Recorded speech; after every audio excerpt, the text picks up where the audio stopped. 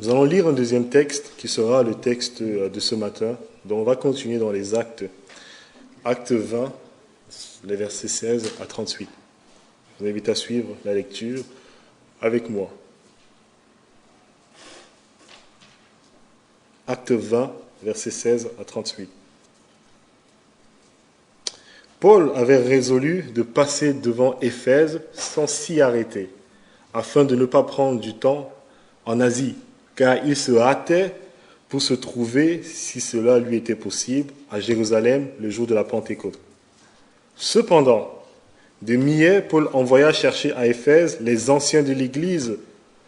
Lorsqu'il fut arrivé vers lui, il leur dit : « Vous savez de quelle manière, depuis le premier jour où je suis entré en Asie, je me suis sans cesse conduit avec vous, servant le Seigneur en toute humilité, avec larmes et au milieu des épreuves que me suscitaient les embûches des Juifs. Vous savez que je n'ai rien caché de ce qui vous était utile, et que je n'ai pas craint de vous prêcher et de vous enseigner publiquement et dans les maisons, annonçant aux Juifs et aux Grecs la repentance envers Dieu et la foi en notre Seigneur Jésus-Christ. Et maintenant, voici, lié par l'Esprit, je vais à Jérusalem, ne sachant pas ce qui m'y arrivera. Seulement, de ville en ville, l'Esprit Saint m'avertit que les liens et les tribulations m'attendent. Mais je ne fais pour moi aucun quart de ma vie, comme si elle m'était précieuse, pourvu que j'accomplisse ma course avec joie et le ministère que j'ai reçu du Seigneur Jésus-Christ, d'annoncer la bonne nouvelle de la grâce de Dieu. Et maintenant, voici, je sais que vous ne verrez plus mon visage, vous tous, au milieu desquels j'ai passé en prêchant le royaume de Dieu.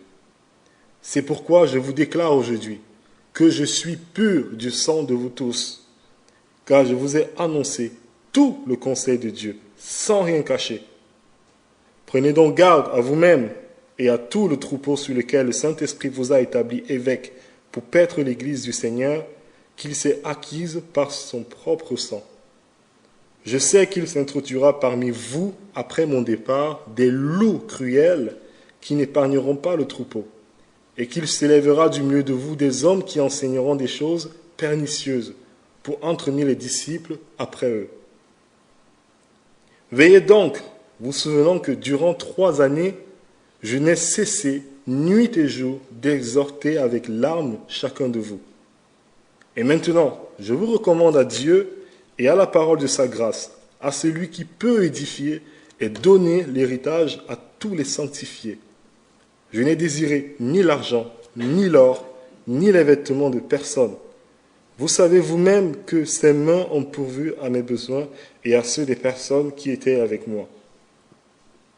Je vous ai montré de toute manière que c'est en travaillant ainsi qu'il faut soutenir les faibles et se rappeler les paroles du Seigneur qui a dit lui-même : « Il y a plus de bonheur à donner qu'à recevoir. » Après avoir ainsi parlé, il s'est mis à genoux, il pria avec eux tous, et tous fondirent en larmes, et se jetant au cou de Paul, il l'embrassait, affligé surtout de ce qu'il avait dit qu'il ne verrait plus son visage. Et il l'accompagnait jusqu'au navire. On retrouve donc Paul ce matin, vous l'aurez compris, où nous l'avions laissé la semaine dernière, à Éphèse. Donc Paul était coincé à Éphèse, vous vous rappelez, entre les disciples d'Apollos et les fils de Séva. 2 erreurs contraires que nous avons vues. D'un côté, les disciples d'Apollos, qui aimaient la parole, qui étudiaient la parole, mais qui ne savaient même pas qu'il existait un Saint-Esprit. Ils s'intéressaient à la parole sans la puissance du Saint-Esprit. Ils vivaient après la Pentecôte comme si la Pentecôte n'avait jamais eu lieu. C'était une erreur qu'on a identifiée aujourd'hui dans certains mouvements évangéliques traditionnels, plus conservateurs, qui ont jeté l'eau du bain avec le bébé et qui ne s'intéressent pas du tout à la puissance de Dieu, à la puissance du Saint-Esprit. Mais on a aussi parlé des fils de Séva de l'autre côté, qui cherchent tout le temps des expériences spirituelles, la puissance du Saint-Esprit, sans s'intéresser à la parole de Dieu. Ils pensaient que la formule magique au nom de Jésus allaient marcher à tous les coups, à chaque fois qu'ils allaient le prononcer, sans intérêt à comprendre, à creuser, à connaître la parole de Dieu. Et après avoir donc passé 3 années à Éphèse, Paul décide donc de repartir à Jérusalem. C'est ce que nous avons lu. Il rassemble donc tous les anciens de l'église d'Éphèse pour un dernier adieu et il leur fait des recommandations. Et ce que Paul nous donne ici en quelque sorte, c'est la description du poste d'ancien ou de pasteur ou d'évêque. C'est ce qu'il est dit au verset 28. Au verset 28, on lit « Prenez donc garde à vous-même et à tout le troupeau sur lequel le Saint-Esprit vous a établi. » Évêque ou berger ou pasteur, c'est le même mot pour faire paître l'Église de Dieu. C'est le même mot. La distinction qu'on fait souvent, parfois, entre les anciens et le pasteur, ça n'a pas lieu d'être. Ce n'est pas tout à fait exact. Donc ici, on a la description du poste d'un responsable de l'Église, on pourrait dire comme ça, de quelqu'un qui a la responsabilité spirituelle sur l'Église. Mais pas seulement. Ça ne concerne pas que les anciens. En fait, ce passage nous concerne tous, pour 2 raisons. Il nous concerne tous déjà parce qu'on a tous, ou presque, une forme ou l'autre de responsabilité spirituelle. Vous n'êtes pas responsable de l'Église, peut-être, mais vous êtes responsable d'un groupe d'études bibliques, certains d'entre vous. Par exemple, vous avez peut-être une famille, des enfants, et en tant que parents, vous êtes des bergers, vous êtes les pasteurs du troupeau de votre famille. Et nous tous, ici, présents, nous avons quelque part une responsabilité spirituelle, sous une forme ou une autre, les uns envers les autres aussi. On a une responsabilité spirituelle, les uns envers les autres. Et les recommandations que Paul fait ici sont valables pour toute personne ayant une responsabilité, quelle qu'elle soit.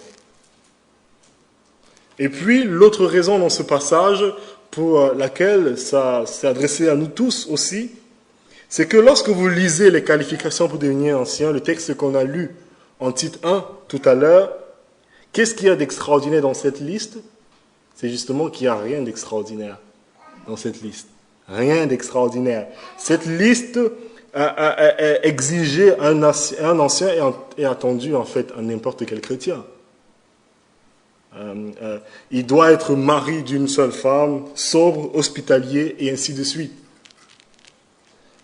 Il n'y a rien d'extraordinaire. Et de la même manière, toutes les recommandations que Paul fait ici aux anciens d'Éphèse sont particulièrement valables, évidemment pour les anciens s'il y en a dans la salle, mais aussi pour tous les chrétiens, quels qu'ils soient, comme nous allons le voir. Alors on va s'arrêter sur ces versets en utilisant la métaphore que Paul emploie ici. Est-ce que vous avez vu la métaphore que Paul emploie dans ce texte? Vous avez remarqué, Paul utilise une métaphore lorsqu'il parle de l'Église. Il parle, c'est la métaphore du troupeau et des brebis. Le troupeau et les brebis. Il parle des loups. Il parle des bergers. Il parle de paître, le troupeau de Dieu. Et donc, Paul nous parle de 3 choses que nous allons voir ce matin. Premièrement, l'exemple du berger, qui nous concerne tous. Deuxièmement, l'invasion des loups dans l'Église. Et troisièmement, la valeur des brebis. Ce matin, nous allons faire un tour à la ferme. Et nous allons apprendre de Dieu. Donc, premièrement, l'exemple du berger. S'il fallait résumer en 2 mots le ministère de berger, l'on dirait qu'il est à la fois complet et cohérent. Complet, pourquoi? On l'a lu. Paul a proclamé le conseil de Dieu, verset 27, « Car je vous ai annoncé tout le conseil de Dieu sans rien cacher. » Et ceci à toute la population d'Éphèse, aux Juifs, aux Grecs, et en tout lieu, en tout temps. Verset 20, il dit qu'il enseignait publiquement et dans les maisons. Et puis verset 31, pendant 3 ans, il n'a cessé nuit et jour d'avertir avec larmes chacun de vous. En bref, Paul a annoncé tout l'évangile, en toute occasion, favorable ou non, à toutes les personnes possibles, par tous les moyens possibles. Et c'est ça qui lui permettait de s'estimer pur du sang de tous. C'est ce qu'il dit au verset 26. C'est pourquoi je vous déclare aujourd'hui que je suis pur du sang de vous tous. Son ministère était complet. Complet, mais aussi cohérent. Cohérent pourquoi? Ce n'était pas faites ce que je dis, faites pas ce que je fais. Puisqu'il dit au verset 28, vous savez de quelle manière, depuis le premier jour où je suis rentré en Asie, je me suis sans cesse conduit avec vous, servant le Seigneur en toute humilité et avec larmes. Il y avait une cohérence entre ses paroles et ses actes. Et ce qu'il y a d'extraordinaire, c'est quand vous lisez cette liste, ça je vous l'ai déjà dit, c'est que la majorité des critères, en fait, concernent le caractère de la personne. Une seule compétence est entendue, le fait d'enseigner. On n'a pas besoin que l'ancien soit un grand administrateur, un grand orateur, il n'y a pas besoin. Mais le plus important, c'est le caractère hospitalier, juste, consacré, maître de lui-même, la cohérence. Est-ce que vous voyez ça comme quelque chose d'important? Même pour vous, la cohérence. Paul dit, vous savez comment je suis tout le temps, je me suis tout le temps conduit avec vous. J'étais cohérent. Voilà l'exemple du berger. Un ministère complet, mais cohérent aussi. Comment est-ce que ça peut s'appliquer à nous, concrètement, dans la vie de tous les jours? Comment est-ce qu'on peut être un berger les uns pour les autres aujourd'hui? Eh bien, c'est ce qu'on voit au verset 20. On va s'arrêter quelques instants sur ce verset 20 pour voir ce que ça signifie concrètement pour Paul, être un berger au quotidien. Paul dit, vous savez que je n'ai rien caché de ce qui vous était utile et que je n'ai pas craint de prêcher et de vous enseigner publiquement et dans les maisons. Tout est résumé ici dans cette phrase, ce que c'est qu'un berger au quotidien. 3 mots-clés qu'on voit dans cette phrase. Et les 3 mots-clés, c'est ceci. Je vous ai annoncé la parole sans rien cacher. Premièrement, sans rien cacher. Deuxième chose, tout ce qui était utile. Troisième chose, publiquement et dans les maisons. Voilà ce que c'est qu'un berger quotidien. Nous allons les voir un à un. D'abord, sans rien cacher. Paul dit qu'il n'a rien caché. Paul a annoncé la parole sans rien dissimuler. C'est un mot qui signifie je n'ai pas hésité. Je n'ai pas hésité, je n'ai pas reculé devant la tâche, je n'en ai pas eu peur. Et ce qu'il laisse entendre en disant ça, c'est que l'évangile, la vérité biblique, offensera toujours tout le monde quelque part. Toujours. Il n'y a aucune culture, il n'y a pas une société, il n'y a pas un pays, il n'y a pas une personne à qui vous puissiez annoncer la vérité biblique sans qu'elle soit offensée sur un point ou un autre. Et c'est finalement assez logique quand vous y pensez. Vous savez comment en France aujourd'hui, les gens nous disent constamment, s'ils ont une petite connaissance biblique, ils vont forcément vous dire « Ah, moi la Bible, j'y crois pas. J'y crois pas. C'est rétrograde ce que la Bible enseigne sur la sexualité, sur le rôle des femmes, sur le péché. C'est choquant pour eux. » Et je suis sûr que vous avez déjà rencontré ce type de personnes. Vous avez entendu ce genre de phrases. Et la réponse que nous devrions avoir souvent à la bouche, c'est justement que c'est la marque que la Bible est vraie. C'est la preuve même que la Bible est vraie. Pourquoi? Parce que si la Bible vient de Dieu, qu'elle n'est pas le produit d'une culture, ou en d'autres termes, si la Bible est le produit d'une culture particulière, alors tout le monde, chacun dans cette culture, aimerait ce que dit la Bible, et d'autres personnes dans une autre culture auront du mal. Mais si la Bible vient de Dieu, c'est finalement assez logique de penser qu'elle va offenser chaque culture, chaque personne sur un plan ou l'autre. Et ça va varier. Parce que Dieu n'est pas là pour s'adapter à nous, à notre condition de pécheurs. Tim Keller, c'est un pasteur et théologien américain. Il prend une illustration à ce sujet que je trouve assez parlant pour nous dans la vie de tous les jours. Il dit, si vous parlez à des gens du Moyen-Orient, vous leur parlez de la notion du pardon de Dieu, vous leur parlez de l'amour dans la Bible, c'est quelque chose qui va être choquant pour eux. Ça va être choquant, cette idée de pardon. On pardonne même à ceux qui ne demandent pas pardon. Dans une culture qui est basée sur l'honneur, c'est une faiblesse. C'est choquant pour eux la première fois qu'ils l'entendent. C'est inacceptable même. Mais par contre, ils n'ont aucun problème avec ce que la Bible dit sur la sexualité, sur la famille. J'ai des amis qui m'ont dit un jour que leur nounou, qui est d'origine musulmane, quand elle a découvert qu'ils apprenaient à leur petite fille à prier avant le repas, mais elle a dit, mais c'est génial, vous enseignez, vous transmettez des valeurs religieuses à vos enfants. Je fais pareil avec mes enfants. Et il n'y a aucun problème là. Vous voyez, pas de problème de ce côté. À l'inverse, un occidental va aimer ce que la Bible dit sur l'amour. C'est génial. Il va aimer ce que la Bible dit sur le pardon. Aimez-vous les uns les autres. Tout le monde le cite aujourd'hui, on ne sait même pas qui l'a dit. Mais par contre, ce que la Bible dit sur la sexualité ou la famille, oulala, non, c'est régressif. Non, c'est rétrograde, surtout pas. Mais ça n'a rien de surprenant, en fait, quand on y pense. Si la Bible est la parole de Dieu, ce qu'elle est, elle va tous nous offenser quelque part, forcément. Et c'est pourquoi Paul dit qu'il n'a pas hésité. Sans rien cacher, il a tout annoncé. Ce qui signifie que notre tâche, en tant qu'anciens, premièrement, mais en tant que membre de l'Église de Dieu plus généralement, c'est de porter la Bible haut, même si cela va offenser, parce qu'elle va le faire. La Bible va offenser, forcément. Nous ne pouvons pas reculer, nous ne pouvons pas hésiter. Nous devons annoncer la parole sans rien cacher. Mais, c'est la deuxième chose, tout ce qui est utile. Tout ce qui est utile. Et ô combien c'est important cette deuxième chose. Tout annoncer la vérité, mais ce qui est utile.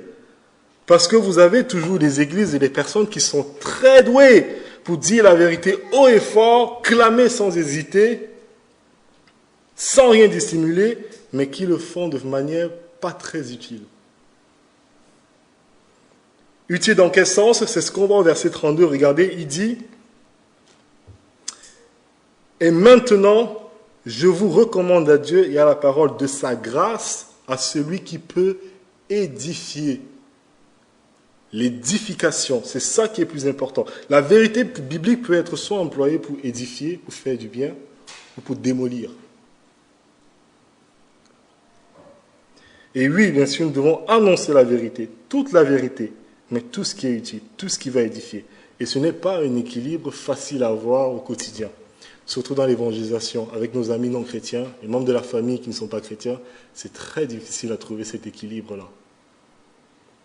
Vous avez un exemple, par exemple, d'une prédication de mariage, comme ça au hasard, ou bien une prédication pour des obsèques, où dans la salle, vous n'avez pas que des chrétiens, vous avez des non-chrétiens, des membres de la famille, des amis, des voisins qui sont là. Et tout ce que vous allez dire, de toutes les manières, va choquer. Tout ce que vous pourrez dire. Vous parlez de Dieu, vous parlez d'Adam et Ève, vous parlez de l'amour, vous parlez du rôle de l'homme et de la femme, vous parlez du péché. Tout va choquer, forcément. Mais vous ne pouvez pas dissimuler, on ne peut pas hésiter. Mais est-ce que tout ce qui est dit est utile? C'est la question. Est-ce que tout est utile? Et c'est pareil dans vos familles. Vos remarques, par exemple, que vous faites à vos membres de la famille qui ne sont pas chrétiens.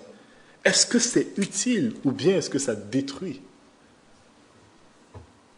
Et puis dans l'Église, pareil.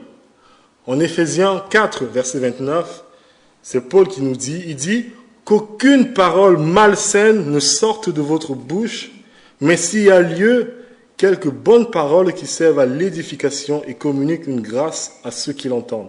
Aucune médisance, aucune critique non constructive, aucune moquerie. Combien les choses pourraient changer dans nos couples, dans nos familles, dans nos églises, si nous nous efforçons de mettre en pratique ce qui nous est dit là. Oui, parfois nous devons confronter Bible en main s'il le faut. mais de le faire avec amour. Seulement ce qui est utile. Combien de choses pourraient changer si nous nous demandions à chaque fois que nous ouvrons la bouche, est-ce que ce que je vais dire va démolir ou édifier la personne à qui je suis en train de parler? Donc c'est une question qu'on peut se poser tous ce matin. Voilà la première partie de cette phrase. Paul annonçait la parole sans hésiter, mais toujours dans le but d'édifier. Ensuite, Paul annonçait la parole publiquement et dans les maisons, en public, quand l'Église était rassemblée, et en privé, un à un, dans les maisons. Paul nous montre ici pourquoi la prédication du dimanche matin est nécessaire, mais ne suffit pas. Ça ne suffit pas. La prédication type de 40-45 minutes chaque dimanche matin, une fois par semaine, est une nécessité pour la croissance de l'Église, mais n'est de loin pas du tout suffisante pour la vie chrétienne. Et voilà pourquoi. Imaginez que vous alliez chez un médecin. Il y a des médecins parmi nous, imaginez. Et le médecin vous dit, vous allez demain matin, il vous dit, ah non, moi je ne prends pas de rendez-vous aujourd'hui. Revenez jeudi matin. C'est la seule matinée où je sculpte les personnes. Jeudi matin. Il dit, j'ai cessé d'avoir des patients individuellement. C'est trop prise de tête. Alors ce que je fais, c'est que je regroupe tous mes patients en même temps, le jeudi matin, tous à la fois. Je les ausculte tous ensemble, un diagnostic général, une fois par semaine. Et puis voilà, je leur donne une ordonnance, une même ordonnance, tous ensemble, pour qu'ils puissent aller un peu mieux. Bien sûr, je varie les ordonnances d'une semaine à l'autre. Voilà, pour que chacun puisse quand même trouver son compte. Comme ça, c'est plus facile à gérer pour moi. Qu'est-ce que vous avez envie de dire à ce médecin? Ah, c'est absurde. Ah, c'est fou. C'est une bonne illustration pour illustrer le fait que la prédication du dimanche n'est pas du tout suffisante. Évidemment, c'est nécessaire parce que ça permet de s'adresser à beaucoup de personnes à la fois et d'être ensemble aussi en Église sous la prédication de la parole de Dieu. Mais pour cette même raison exactement que ça s'adresse à beaucoup de personnes, ce n'est pas du tout suffisant parce que les applications sont générales. Forcément beaucoup trop générales. La façon dont la parole fait son chemin dans notre cœur, individuellement, personnellement, c'est à travers des conversations, le plus souvent. En partageant nos questions, en partageant nos doutes, nos problèmes, un à un, dans de petits groupes informels, souvent. C'est comme ça qu'on grandit. Voilà comment la vérité s'imprime dans nos cœurs, réellement. Richard Baxter, c'était un pasteur dans une paroisse, un pasteur en Angleterre, dans une paroisse de 800 familles. Il a vécu en Angleterre au XVIIe siècle. Une église avec 800 familles. Et au bout de quelques années, il s'est rendu compte que parmi ceux qui l'écoutaient, tous les dimanches matins, depuis 8, 9, 10 ans, que bon nombre d'entre eux ne progressaient pas.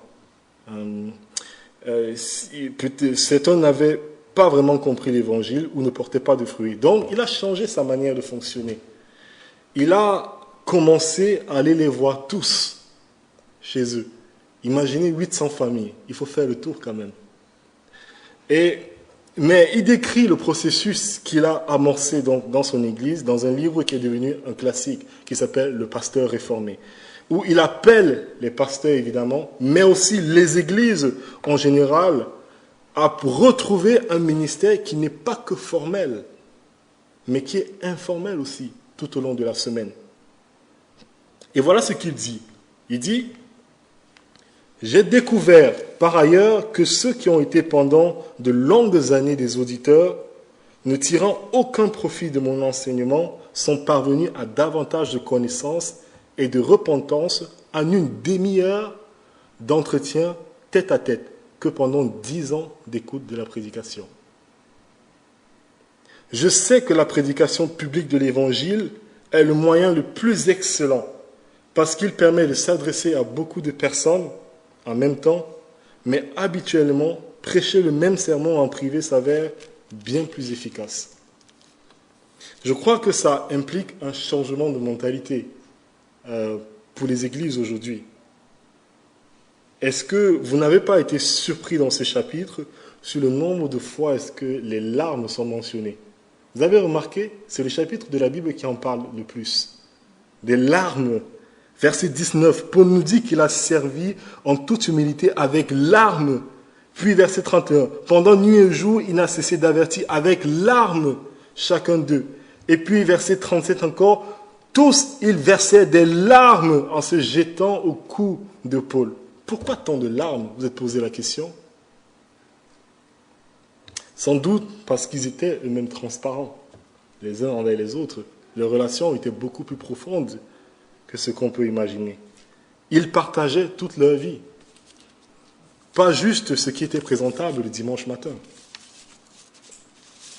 Et moi, ça me fait réfléchir, parce qu'à l'époque qui est la nôtre, à l'époque d'Internet et des réseaux sociaux, de Facebook, Instagram, on a pris l'habitude de choisir ce qu'on montre aux autres. Ça remet en question. Paul, lui, s'est exposé. Toute sa vie était visible. Il était intègre. Ils ont mangé ensemble, ils ont joué ensemble, ils ont pleuré ensemble. Et je crois que c'est ce qu'on doit comprendre, c'est que la vérité n'imprimera dans notre cœur que lorsque nous nous serons ouverts aux autres, transparents, honnêtes les uns avec les autres en ce qui concerne nos luttes, nos péchés, nos doutes et les difficultés par lesquelles nous sommes en train de passer. Et qu'est-ce qui nous permet donc d'être transparents? Parce que ce n'est pas un exercice facile. Qu'est-ce qui nous permet, qu'est-ce qui nous donne, qui nous permet d'oser être soi-même face aux autres? Qu'est-ce qui nous donne cette transparence? C'est l'évangile de grâce, tout simplement. L'évangile de grâce. Si nous sommes tous autant pécheurs, sauvés par la pure grâce de Dieu, alors on est tous dans le même bateau. On est tous dans le même bateau. On n'a pas besoin de faire semblant d'être meilleurs que ce que nous sommes réellement. Donc je pense que c'est un changement de mentalité qui doit arriver. On doit comprendre que le dimanche matin est certes le centre de la vie de l'Église, mais ce n'est pas toute la vie de l'Église. Et que la vie de l'Église doit se prolonger tout au long de la semaine, dans les temps de partage, de prières informelles les uns envers les autres, d'encouragement, d'exhortation. Il ne s'agit pas de rendre nos emplois de temps qui sont déjà bien chargés, encore plus chargés, mais quand même, voilà le changement de mentalité qui doit avoir lieu. L'Église n'est pas que le culte du dimanche de manière formelle, mais c'est aussi informel dans la vie de tous les jours pendant la semaine. Paul enseignait publiquement et dans les maisons. Ce qu'il faut retenir donc de ce premier point, qui était un très très très long point, les autres seront beaucoup plus courts, vous allez voir, ne vous inquiétez pas, mais c'est l'exemple du berger. L'exemple de Paul qui est un exemple en particulier pour ceux qui sont bergers, / pasteurs, / anciens dans l'Église, mais qui est un exemple pour nous tous, de quelqu'un qui annonce la parole sans hésiter, que ce soit dans la famille, avec les amis, toujours dans le but d'édifier, qu'il le fasse en public, avec les autres chrétiens à l'église le dimanche matin, ou en privé, dans les relations avec les autres, de façon formelle ou informelle. Deuxième point, qui est beaucoup plus court, après avoir donné l'exemple du berger, Paul nous parle maintenant de l'invasion des loups dans la bergerie. L'invasion des loups. Ce sont ceux qui enseignent des fausses doctrines.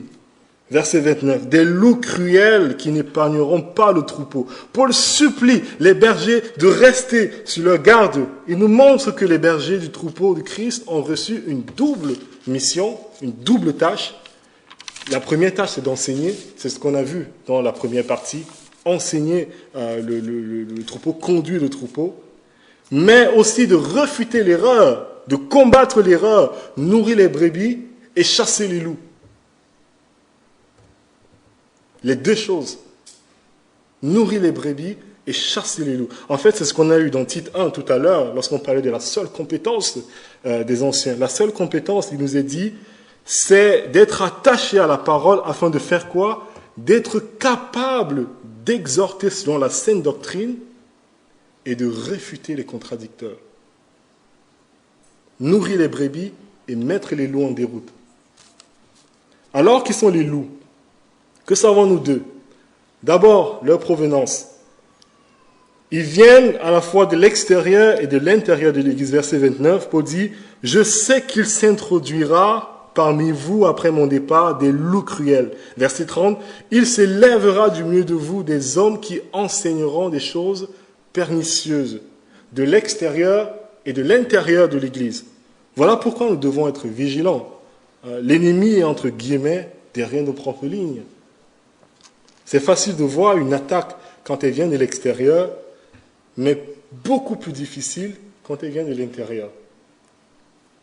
Les loups viendront aussi du milieu de nous. Voilà leur provenance. Leur méthode, ils tordent la vérité.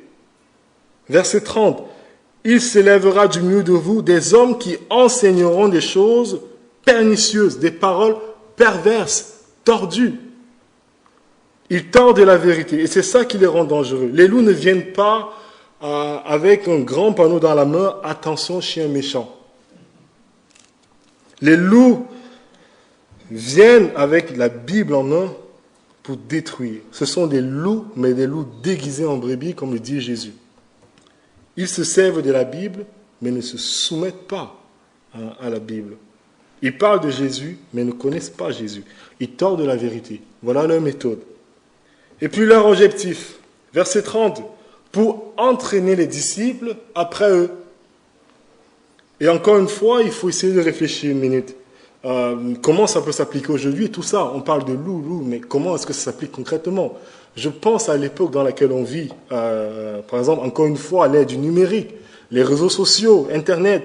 Les loups ont trouvé une nouvelle plateforme à utiliser.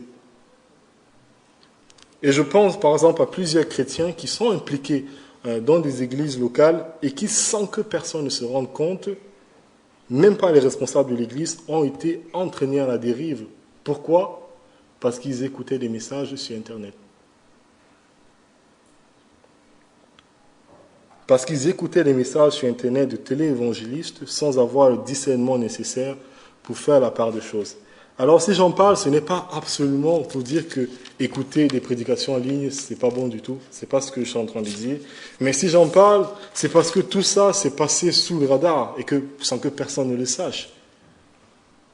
Et donc, cette vigilance à laquelle Paul appelle les bergers, que nous devons tous avoir les uns envers les autres. Toute personne qui tient la Bible en main n'est pas bonne à écouter. Et c'est pourquoi nous devons tous faire ce que les chrétiens de Bérée faisaient. Dans Acte 17, on nous dit qu'ils reçurent la parole avec beaucoup d'empressement et ils examinaient chaque jour les Écritures pour voir si ce qu'on leur disait était exact. En fait, Paul dit au verset 28 de prendre garde à nous-mêmes et à tout le troupeau de Dieu. La vigilance qu'on doit avoir commence premièrement par nous-mêmes, ce qu'on écoute, ce que nous tolérons. Prenons garde de ne pas mettre en garde les autres contre le péché et de le tolérer nous-mêmes dans notre propre vie. Et ce qui devrait être une puissante mise en garde ici, je crois, c'est que les prédictions de Paul se sont réalisées dans l'église d'Éphèse. Paul n'était pas paranoïaque. Des loups sont entrés dans l'église d'Éphèse après lui. Comment est-ce que je le sais? Eh bien, Timothée était le pasteur de l'église d'Éphèse et plus tard, dans sa lettre à Timothée, Paul parle de ces personnes qui se sont détournées de la foi. Il dit, « Quelques-uns s'étant détournés de la foi, se sont égarés dans de vains discours et ont ainsi fait naufrage en ce qui concerne la foi.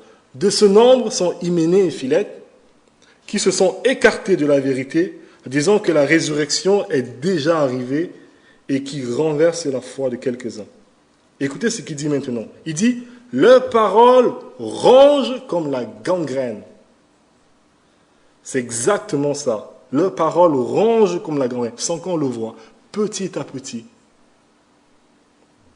Et Paul met Timothée en garde en lui disant, « Sache que dans les derniers jours surgiront des hommes qui garderont la forme extérieure de la piété, mais qui régneront la puissance. Éloigne-toi de ces hommes-là. » Voilà une mise en garde pour nous. L'invasion des loups est une réalité, hier comme aujourd'hui.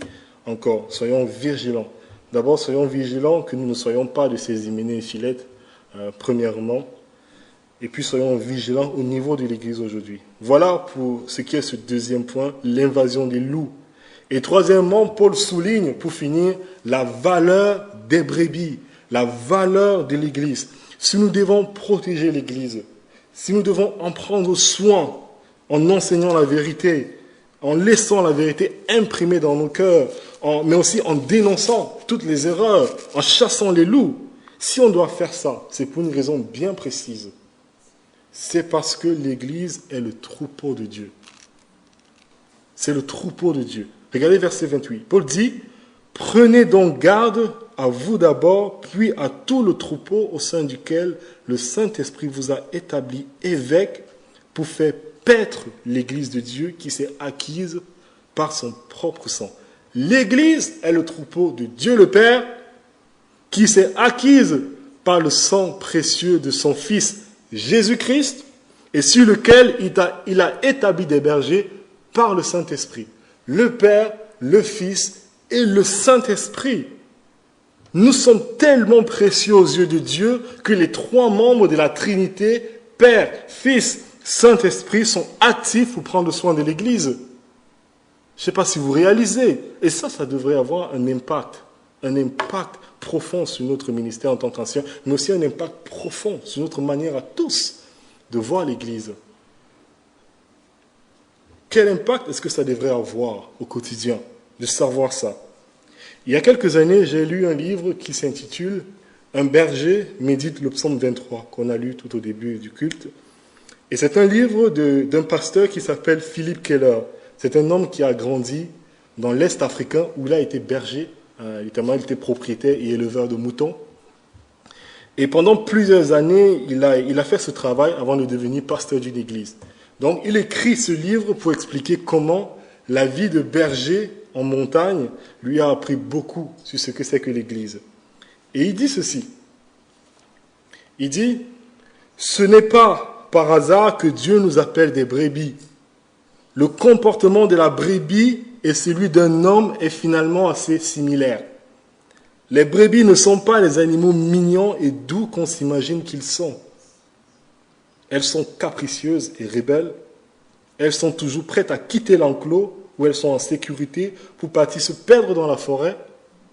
Elles sont sales et pleines de germes, si bien qu'il faut sans arrêt les plonger dans des bains chimiques pour les nettoyer. Elles sont stupides et obstinées. Elles ont toujours l'impression que l'herbe est plus verte de l'autre côté de la clôture. Elles sont conflictuelles et jalouses. Il y a des querelles et des rivalités dans le troupeau, et ainsi de suite. Quand je parle des brebis, je parle de nous tous, et je m'inclus aussi. Mais il dit ceci, il dit, « Ce n'est pas par hasard que Dieu a choisi de nous appeler des brebis. Nous sommes nous-mêmes parfois bien conscients que l'Église est un troupeau de pécheurs rebelles, sales, obstinés et querelleurs. C'est pourquoi lorsque nous aurons été déçus ou ignorés ou blessés par un frère ou une sœur, rappelons-nous que ce n'est pas par hasard que Dieu a choisi de nous appeler des brebis. Mais surtout, rappelons-nous, ce n'est pas par hasard que Dieu a choisi de nous appeler ses brebis. » Voilà quel est l'impact que devraient avoir ces versets dans notre vie. Nous sommes ses brebis. Ça ne fait pas de nous des saints, mais ça fait de nous des gens précieux aux yeux de Dieu. Vous arrive-t-il jamais qu'un autre membre de l'Église vous manque de considération et vous vous dites « Ah, si c'est comme ça, cette personne, voilà, je ne vais plus faire d'efforts envers elle, elle m'a blessé, ça suffit. » Ne vous est-il jamais arrivé qu'un frère ou une sœur vous embarrasse par ses remarques, toujours les mêmes, ou vous énerve avec un ton condescendant? À chaque fois que nous sommes tentés de réagir, nous devrions nous rappeler, nous sommes ces brebis. Nous sommes dans le même bateau. Cette personne qui est assise à côté de vous ce matin et qui vous énerve, elle fait partie du troupeau de Dieu. Dieu l'a choisi. Et si Dieu l'aime, comment ne puis-je pas, moi aussi, l'aimer à mon tour? Si Dieu a versé son propre sang pour elle, comment ne pourrais-je pas, moi, de même, avoir le même amour pour cette frère, ou ce frère, ou pour cette sœur? L'Église est si précieuse aux yeux de Dieu que nous devons la protéger, en prendre soin, en enseignant la vérité et en réfutant l'erreur. Alors, comment cela peut se produire finalement? Comment pouvons-nous développer cette conscience que l'Église est précieuse aux yeux de Dieu et que nous devons en prendre soin? Je pense qu'on peut vraiment développer ça en prenant de la hauteur sur ce texte, en sortant un peu des détails de ce passage et en prenant de la hauteur. Qu'est-ce que Luc est en train de faire dans ce chapitre ici? Je ne sais pas si vous avez remarqué, mais Luc, ici, est en train de comparer Paul et Jésus. On a l'impression que Paul est tellement transformé à l'image de son Sauveur qu'il marche littéralement dans ses traces. Est-ce que vous avez remarqué, si vous vous rappelez dans les évangiles, en Luc 9, 51, il nous est dit que Jésus, après 3 années de ministère, a pris la ferme résolution de se rendre à Jérusalem, malgré les complots des Juifs, sachant qu'il allait mourir là-bas. Comme Jésus, Paul a pris la ferme résolution d'aller à Jérusalem, verset 16. Paul avait en effet résolu de passer au large d'Éphèse, car il se hâtait pour être à Jérusalem. Comme Jésus, Paul a fait face au complot des Juifs qui voulaient sa mort. C'est ce qu'on voit au verset 19. « J'ai servi le Seigneur avec larmes et au milieu des épreuves que me suscitait le complot des Juifs. » Comme Jésus, Paul savait que la souffrance et la mort l'attendaient certainement à Jérusalem. Verset 23, il dit « Seulement de ville en ville, le Saint-Esprit atteste et me dit que des liens et des tribulations m'attendent. » Et comme Jésus, Paul est prêt à donner sa vie pour finir la mission que Dieu lui a confiée, verset 24. Il dit, mais je ne fais aucun cas de ma vie comme si elle m'était précieuse, pourvu que j'accomplisse ma course et le ministère que j'ai reçu du Seigneur, Jésus, rendre témoignage à la bonne nouvelle de la grâce de Dieu. Luc est en train de souligner ici la ressemblance, quelque sorte, entre la fin de vie de Jésus et celle de Paul. Ce n'est pas un hasard. C'est absolument clair. Mais s'il montre la grande... s'il montre le lien entre les deux vies, en quelque sorte, je pense aussi pour souligner la grande différence qui existe entre les deux. Est-ce que vous avez vu la différence entre les deux? C'est que Paul est entouré d'amis et Jésus, non. On pourrait lire le chapitre suivant, le chapitre 21. À chaque escale, Paul s'arrête, il y a des gens qui l'accueillent. Il y a des gens qui l'accueillent, il l'embrasse, il prie avec lui, il pleure avec lui. Il y a des amis qui l'entourent partout. Et c'est exactement le contraire de ce que Jésus a vécu. Exactement le contraire. Et c'est là-dessus que j'aimerais conclure.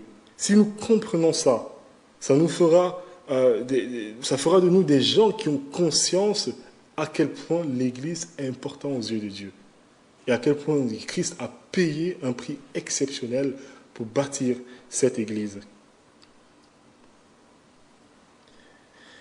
Vous vous rappelez, à la veille au soir de sa mort, Jésus se rend au jardin de Gethsémani. Il ne s'est pas rendu seul.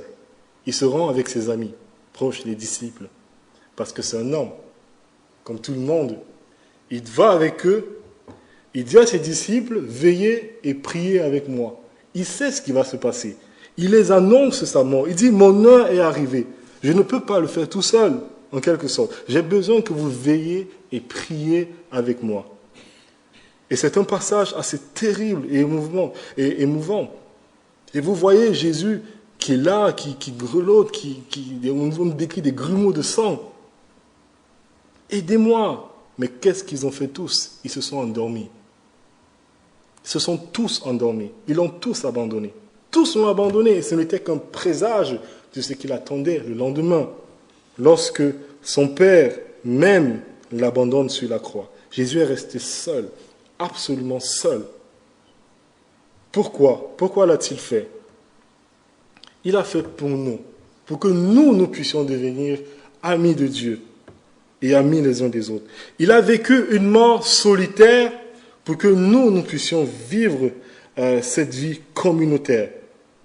Il a racheté, il a versé son sang pour l'Église pour faire de nous un peuple racheté à la gloire de Dieu. Alors que Dieu nous donne, en voyant combien ça lui a coûté, en voyant à quel point l'Église est précieuse à ses yeux, que Dieu nous donne de prendre soin de cette Église qu'il a rachetée lui-même par son propre sang. Amen. Seigneur, nous te bénissons de ce que nous faisons partie de ton troupeau. Quand nous voyons tout ce que ça implique, nous, des brebis obstinées, querelleurs, merci de ce que tu es le bon berger, que tu nous conduis, tu nous diriges, Seigneur, tu nous nourris, tu nous protèges des loups. C'est une grâce, Seigneur, de savoir que le Dieu Tout-Puissant est le berger de son Église. C'est une certitude pour nous que nous allons y arriver, Seigneur. Nous, tes plans, tes projets seront manifestés dans notre vie. Nous serons semblables à notre Seigneur Jésus-Christ. Tant dans notre corps physique que dans tout notre être, notre âme, nous serons transformés à son image. Et ce, parce que tu nous conduis par ta houlette et ton bâton. Nous voulons, Seigneur, que tu nous donnes de prendre au sérieux cet appel, que nous sommes ton peuple et que tu travailles aussi dans nos vies, pas seulement dans notre ministère public, mais aussi, Seigneur, de manière informelle dans chacune de nos relations. Tu sais à quel point nous avons besoin de ton aide, Seigneur, pour pouvoir apprendre à vivre cet appel. Pardonne-nous, Seigneur, alors que nous continuons à chuter. Aide-nous par ton Saint-Esprit à développer tous les sentiments qui étaient en Christ, qui n'a pas regardé son égalité au Père comme une proie à arracher, mais qui sans cesse pour privilégier cette vie communautaire, qui n'a pas hésité à s'abaisser plus bas que terre pour pouvoir construire, bâtir cette Église. Que nous ayons conscience de tout cela, Seigneur, et que sans cesse nous regardons à la croix de notre Seigneur Jésus-Christ, où se trouvent toutes les ressources dont nous avons besoin pour pouvoir vivre une telle vie. Que ton nom soit glorifié, notre Seigneur et notre Dieu. Au nom de Jésus-Christ. Amen.